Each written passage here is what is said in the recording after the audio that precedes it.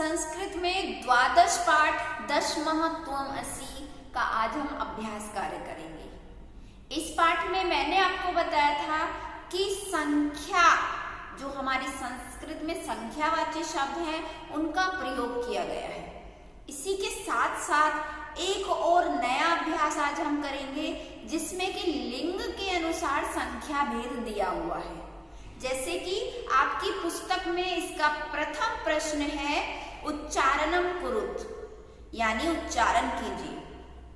उसमें आप देख सकते हैं कि पुल्लिंग, स्त्रीलिंग और नपुंसकलिंग तीनों में अलग अलग संख्याएं दी हुई हैं, लेकिन वो संख्या भेद केवल 4 तक है।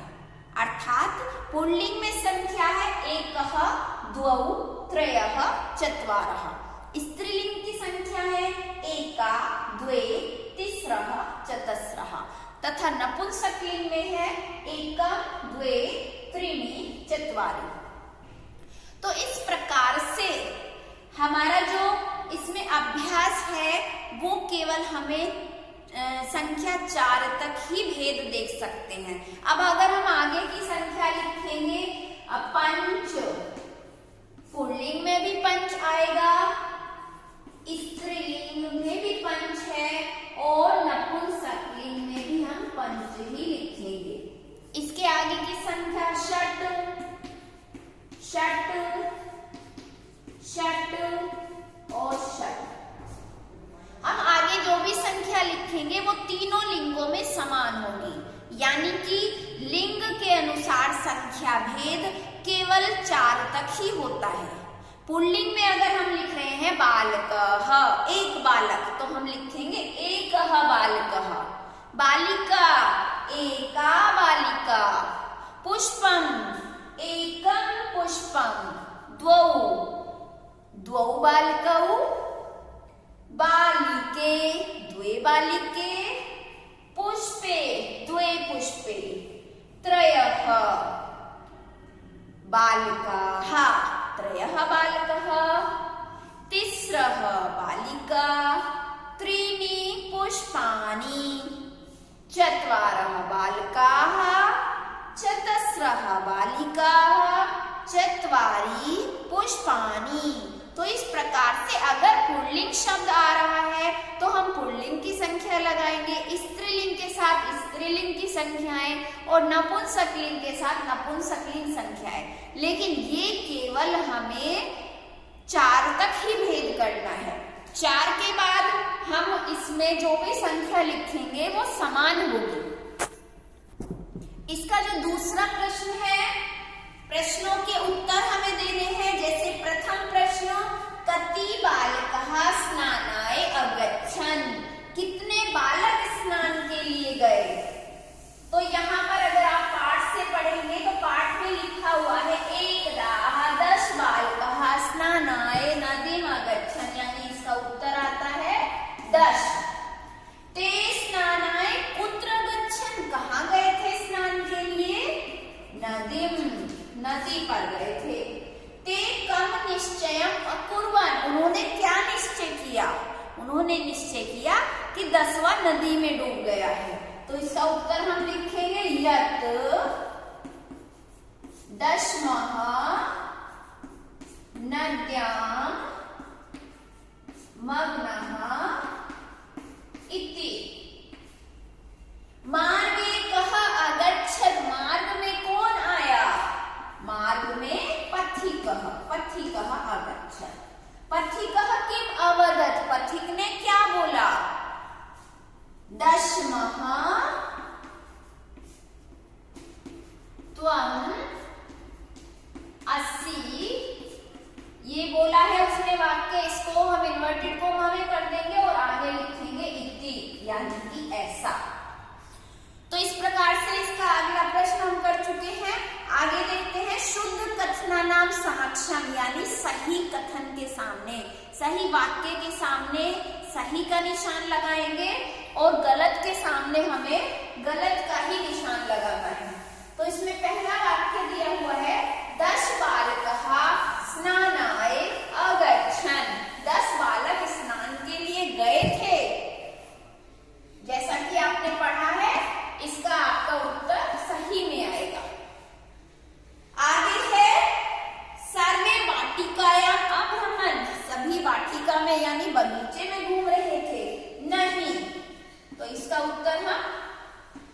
देंगे, गलत में देंगे।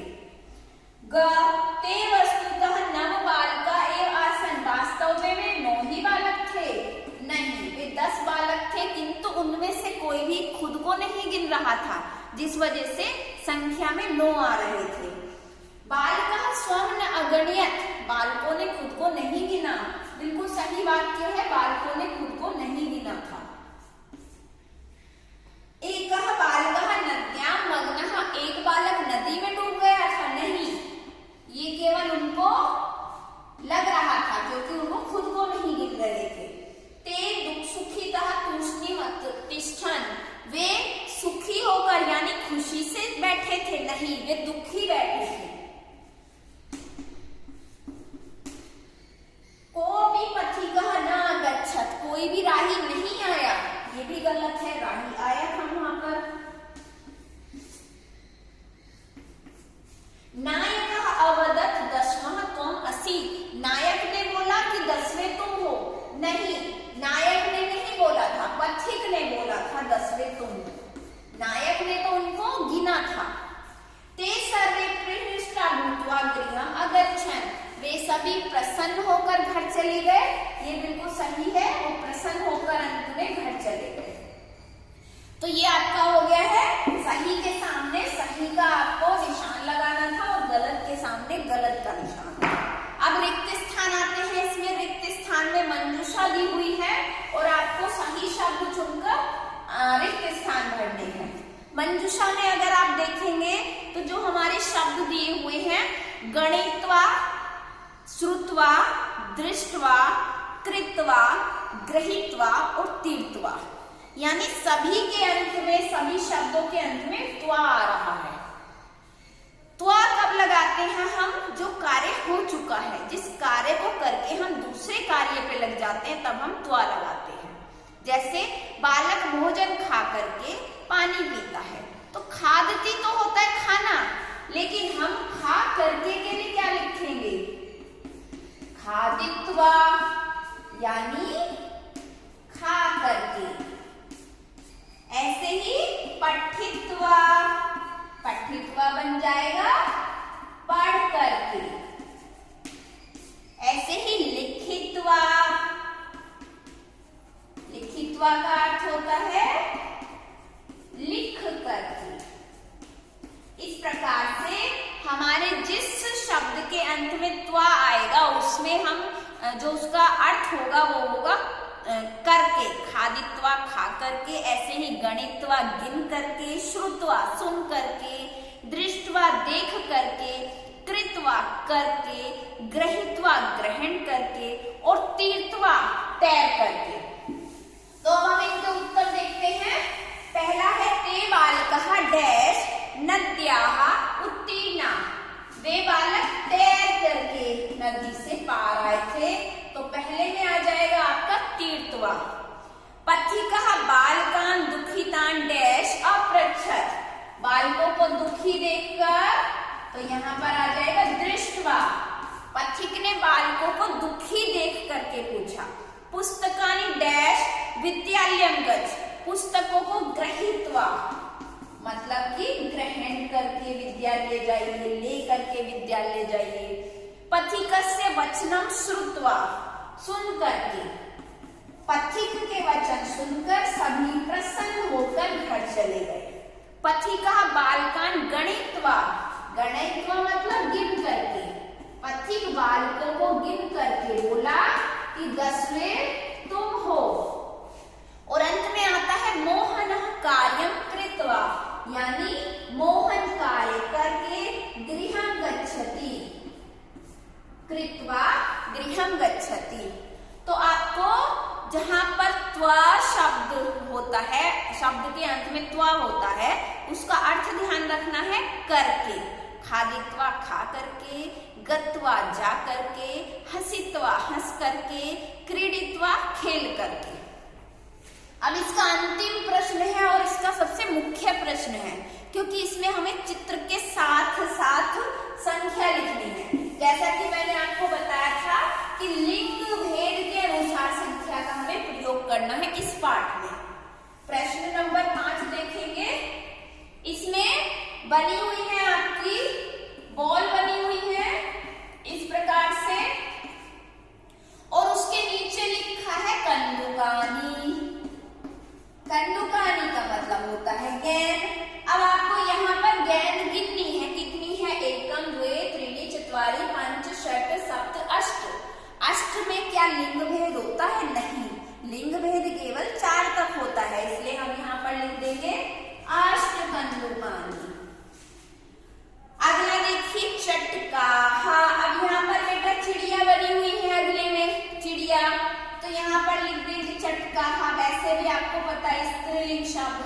स्त्रीलिंग में 3 के लिए हम क्या लिखते हैं? 3 के लिए लिखते हैं तिस्रः। तो यहाँ पर आ जाएगा तिस्रः चटकाः।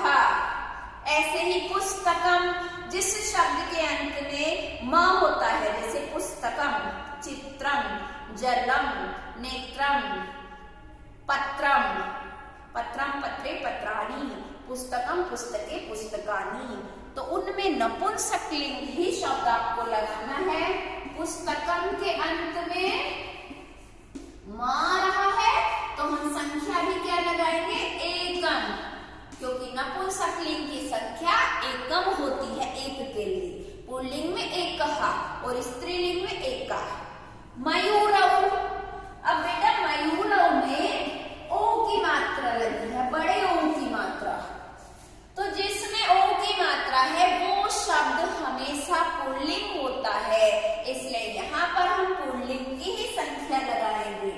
और इसकी पहचान के लिए आप ये भी देख सकते हैं कि मयूरौ में ओ की मात्रा है तो संख्या में भी ओ की मात्रा ही आ रही है।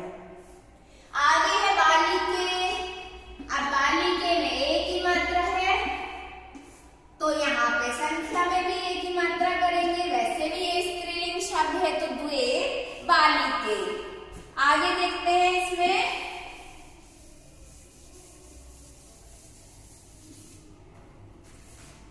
तालाः। तालाः, कितने ताले बने हुए हैं? 6। तो 6 के लिए लिंग भेद करना ही नहीं है, आपको केवल संख्या आनी चाहिए। षट्। कपोताः, कपोता होता है कबूतर। कितने कबूतर है? 5। 5 के लिए भी कोई संख्या भेद नहीं है, इसलिए हम लिख देंगे 5। पत्राणि।